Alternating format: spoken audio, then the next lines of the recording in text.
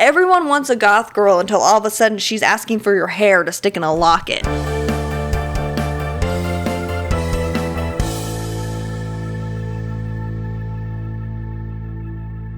Hey guys, welcome back.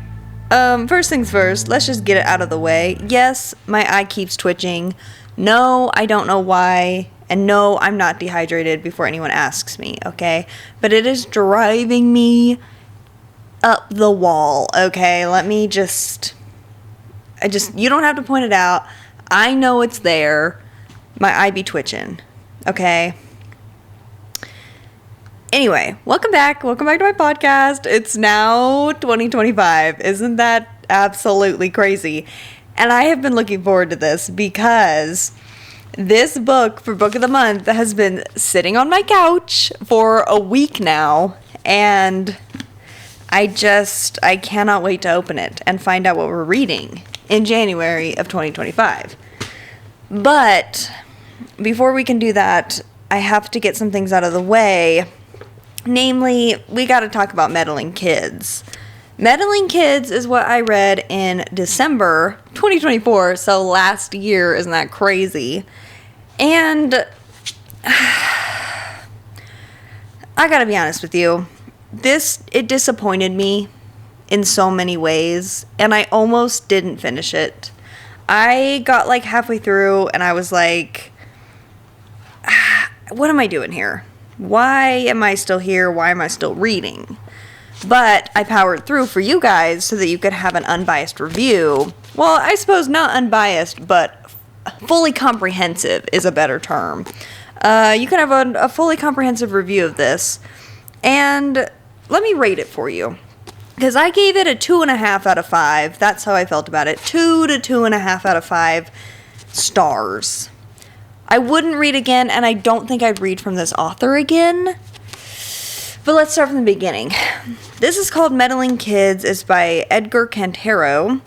And it's about 4 teen detectives that are all grown up now. They're like, they were kid detectives, a la Scooby-Doo. Like a Scooby-esque gang, 4 teens and a dog.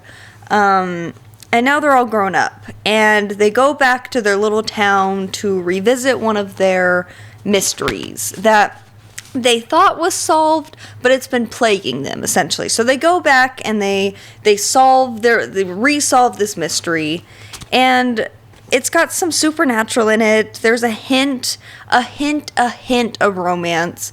I don't think there's any ever full-blown relationships or anything, but there's a hint of romance.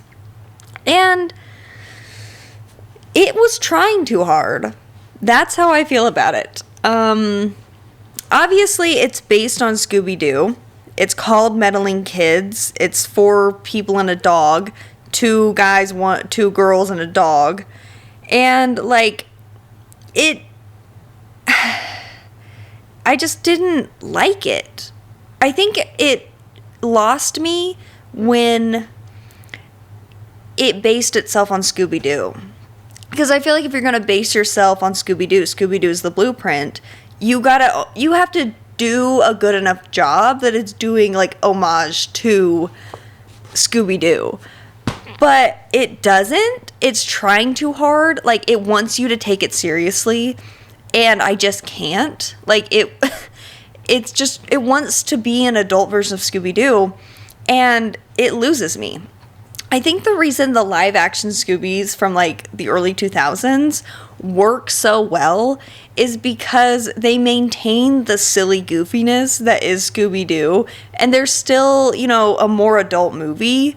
Obviously, they're PG-13 or PG or whatever, so they're not, crazy.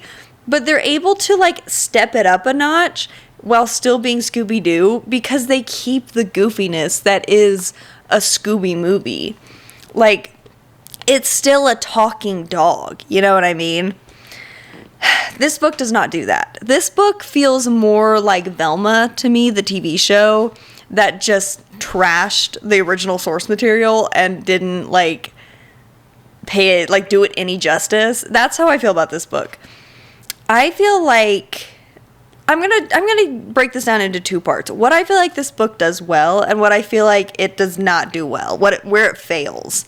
So let's talk about what it does well, because as a standalone story, it's actually decent. Like, there are moments in the plot where it is very interesting, and you're like, oh wow, like I've never seen that in Scooby-Doo. Like, that's cool, that's fun. But it doesn't work because it's supposed to be Scooby-Doo. Do you get what I'm saying? Do you know what I mean? If it were its own thing, I would have rated it higher. I think I would have enjoyed it a lot more if I didn't always have it in the back of my head that it's based on Scooby-Doo. And I'm a Scooby-Doo lover, okay? I love Scooby-Doo.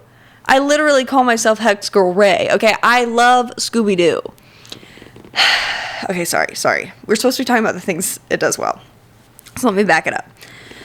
I like that the dog in this book has a personality. A very distinct, contributes to the plot personality, because I feel like the author would be remiss to have a book or a story based on Scooby-Doo and the dog is just a normal dog. Like, that doesn't really work, right? So, like, there are moments where even though you're viewing the dog's actions and, like, the dog's personality through the eyes of the human characters, it still has its own personality. The dog has its own personality, contributes to the plot. It's a contributing member of the team like Scooby-Doo is. It would have been really easy, I think, for the author to just make it a dog and just be like, well, there's your Scooby, it's a dog, isn't that what you wanted? And he doesn't do that. And so I do appreciate that part of the book in the sense that, like, he recognizes that if you're going to use Scooby-Doo as a blueprint, you have to have a Scooby-Doo. Okay. I enjoy that it has actual supernatural elements to it. It's not just a guy in a mask at the end, because I think that's also where the live-action Scoobies work as well, is that a lot of the supernatural is, yes, it's some guy in a mask, but there's also an element of actual supernatural horror to it. And I think that's cool. I like the balance between, like, guy in a mask and actual supernatural. I think I'm realizing now that's also why the Scooby-Doo Zombie Island works so well, is because, yes, there is a person behind the mystery, but there's actual supernatural to, like, what's going on. Anyway, I also enjoyed that the characters were not all good or all bad. I feel like, again, it would have been really easy as a Scooby-Doo retelling to just take the gang in their, like, gung-ho, like, good people versions of themselves, because that is what the Scooby gang is. Like, they're never really bad people, essentially. And do that, like, replicate that. But this book gives them, gives them flaws, and I appreciate that. I understand that. I think that's a good thing. I feel like this novel would have been relatively flat had they not done that. Because a 20-minute Scooby-Doo episode versus a 320-page novel, like, there's a big difference there in how fleshed out your characters have to be. Whatever. And again, I want to, like, I feel like I'm all over the place, but I have a lot of thoughts about this book, and most of them aren't good. But I want to point out that, like, I understand that this book is not Scooby-Doo. The characters, it's not Daphne, Fred, Velma, Shaggy. It's not. They are their own characters. But the reality of the situation is that the blueprint is Scooby-Doo, to the point that it's called Meddling Kids. And I think even the villain in the story at one point says, I would have gotten away with it if it weren't for you meddling kids. Like, come on. The colors, everything is based, like, Scooby-Doo is the obvious blueprint. And if you're going to do that, do it right. That's how I feel about it. Otherwise, make it its own thing. Again, I would have rated this book so much higher, so much better, had it not been based on Scooby-Doo. Had it been its own thing, I would have been like, cool. Like, I like that. Whatever. Anyway, so where I feel it falls short, that's the main one, is that I feel like it's based on a thing that it does no justice for. It does not pay a good homage to the thing it's based off of. And it takes itself too seriously. Like, it's trying too hard to be like, this is what grown-up Scooby-Doo would be. Isn't this cool? Like Velma, the TV show, that just completely lost the original Scooby-Doo audience because that's kind of bullshit. Like, you're losing everything fun about everything we love about Scooby-Doo. So I don't know. I also had a really hard time caring about the characters, but I think, again, this is a bias on my part. Like, I think this is a me issue because I went into the book expecting to love the gang the way I love the Scooby-Doo gang, and I just didn't because they weren't at all similar to me. Like, I didn't find that love for them the way that I love the Scooby-Doo gang. That's just the truth.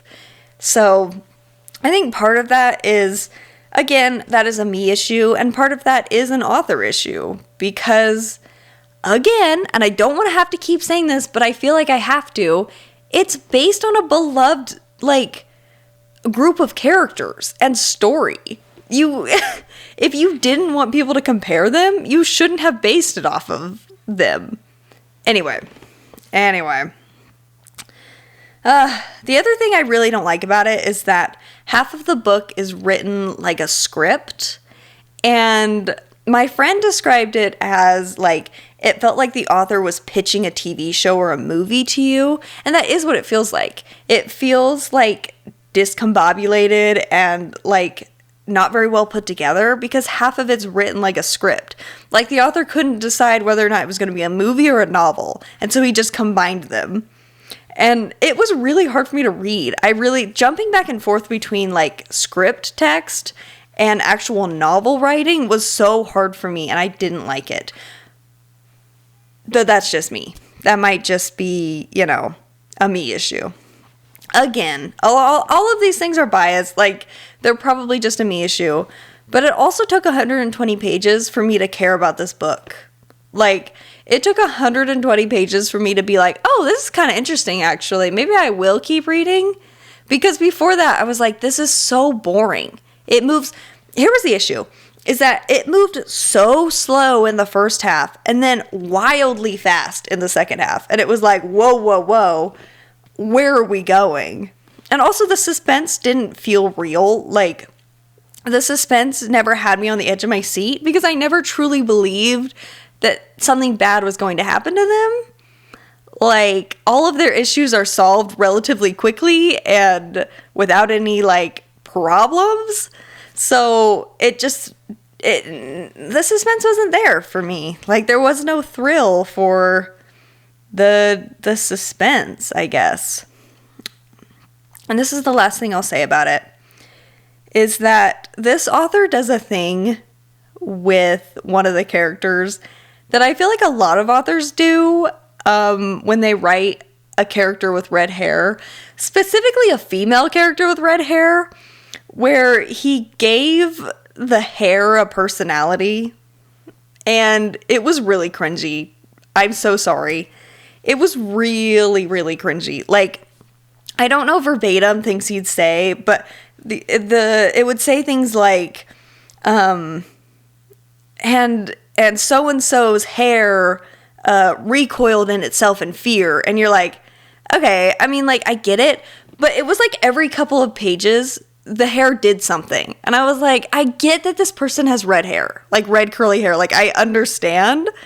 I don't need it to be like reiterated to me over and over again, especially when that is the only, like, physical characteristic that is pointed out throughout the book, like, consistently pointed out, is the hair.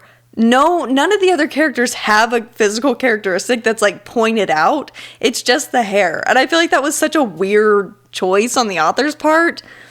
Like, I don't know. It was weird to me. It was cringy. I just didn't, like, I just didn't like it. That's just the truth. I don't know. Anyway, sorry. I'm feeling a little worked up because this book disappointed me. I really went into it like, oh, I'm going to love this. I love Scooby-Doo. I blah, blah, blah. And then I almost didn't finish it because I was like, ugh.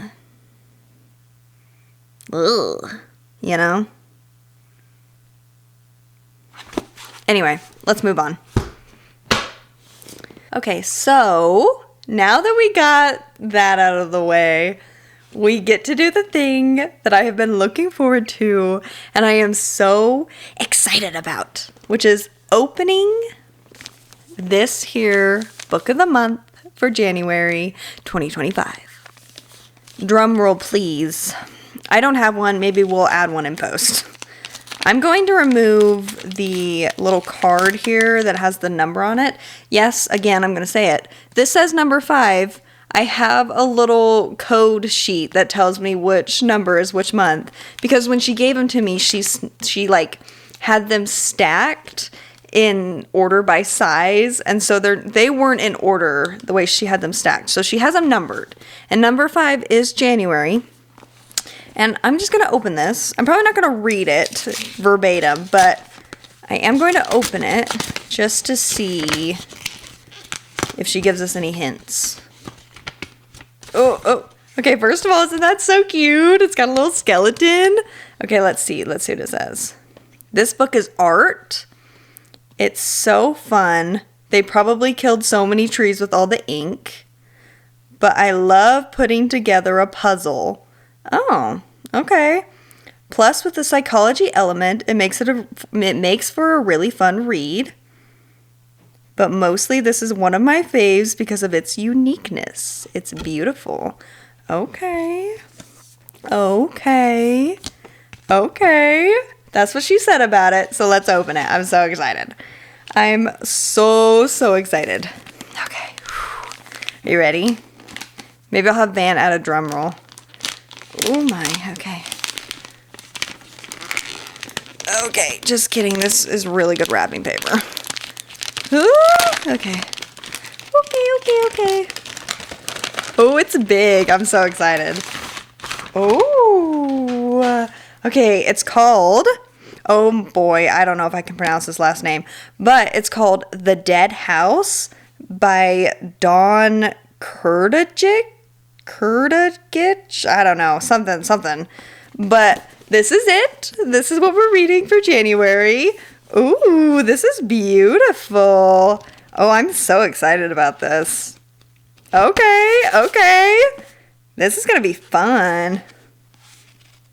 Okay, anyway, yes, this is our book of the month for January. I know nothing about it.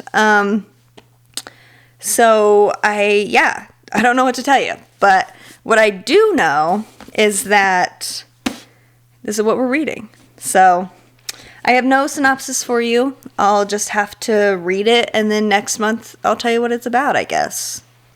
So yeah, isn't that so fun? Wow, the suspense was just like amazing. I just loved that. Okay, anyway. Okay, this is like the last portion of this episode.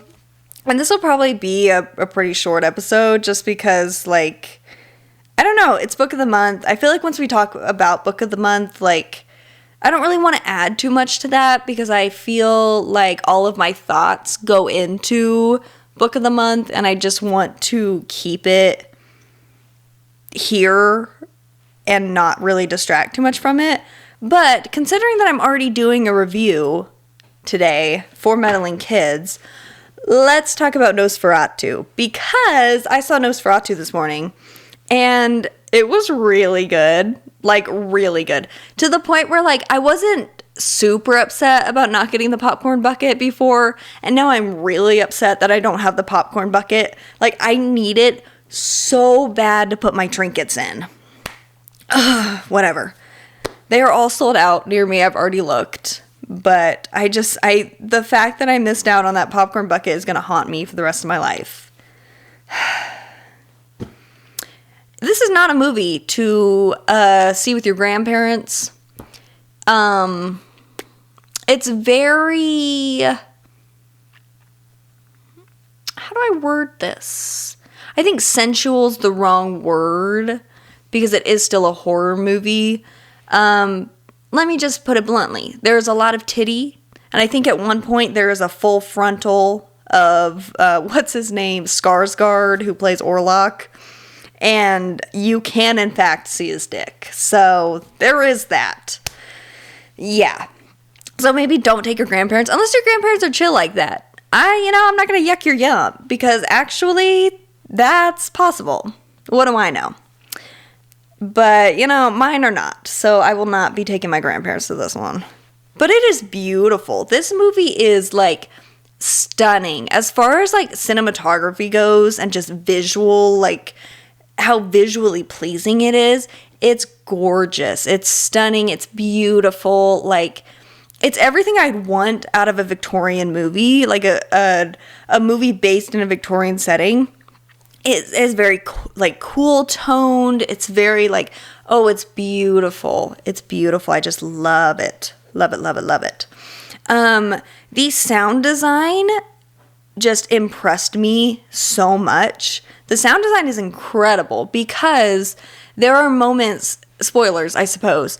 There's a moment, I guess, when I really realized how incredible the sound design was in Orlok's castle when Thomas is talking to Count Orlok. And when Orlok stops breathing, all of the sounds in the castle stop.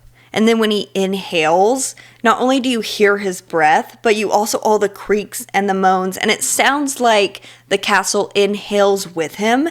And it was just I was like, that's incredible. That is so cool. That attention to detail is absolutely insane. It was just stunning, beautiful.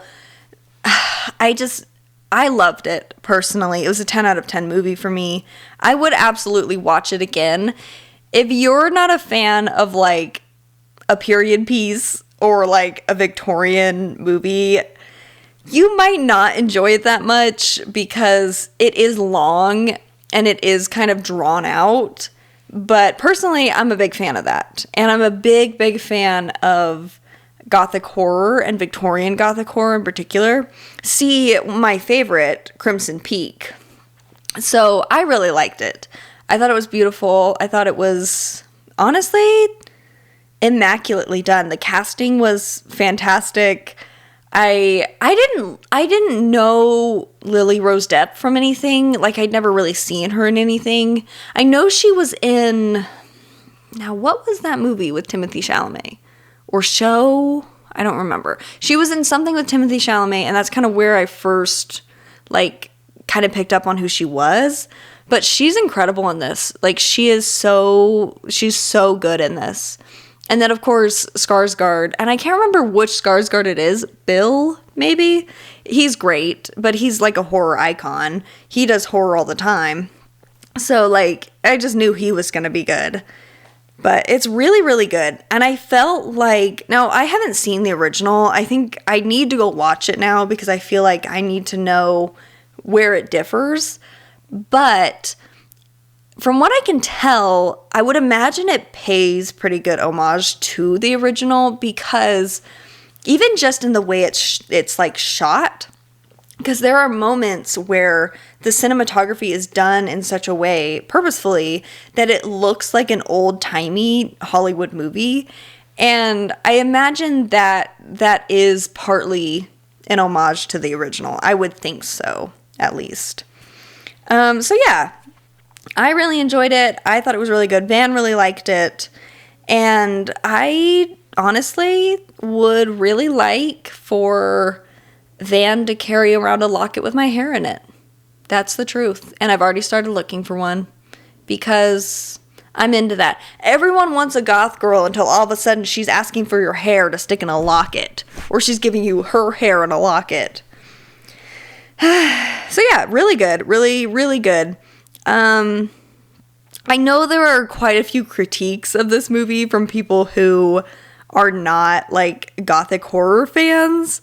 To put it bluntly, this movie's probably not for you. That's just the truth of it. But if you're into morbid, macabre, movies, you're probably going to like this one. I think it does a really good job. And I think it does a really good job of being horrific without being jump scary, which is a part of, like, I hate a jump scare. That's just the truth of it. Like, that's a thing about horror movies that I just don't enjoy. I don't like to be jump scared. But this movie is a lot more subtle in its horror and its thrill. And I enjoyed that personally. Like, there are moments where you're not being jump scared, but, like, you're clearly uncomfortable and you're clearly, like, frightened for the characters. And I love that. I love that. That is my type of horror. Like, that is what I'm there for. Also, there's a scene where one of the characters is, again, spoilers, so sorry, where one of the characters is getting, like, has just rats running all over them. Ugh. I don't know about you, but that is not for the faint of heart, I fear, because that could not be me. And they did all that. Like, there's no CGI to that. Those are real rats. And, like, that's crazy. I fear that's crazy. So, yeah, I really liked it. I think you should go see it if that's your jam. And only take your grandparents if they're cool with a little bit of titty and a little bit of full frontal flaccid dick. I don't know. Anyway, I mean, whatever. I'm not going to yuck your yum. Maybe they're into that. I'm not going to yuck their yum either. That's not my problem. But yes, I will be searching from here on out for an antique locket because I would really, really like one. Even if Van doesn't carry my hair around in it, I want somewhere to store my goth trinkets, my little witchy goth trinkets. You know what I'm talking about? I want to be a little goblin hoarding my trinkets. Maybe I will end up buying the popcorn bucket from a reseller, but okay, let's put this into perspective because they were like $30 originally from the theater, and people are on here like $200, $300. I'm like, that's craziness. I do not want a popcorn bucket that bad. As much as I really, really want one, I refuse to pay that much money for them. That's just the way it is.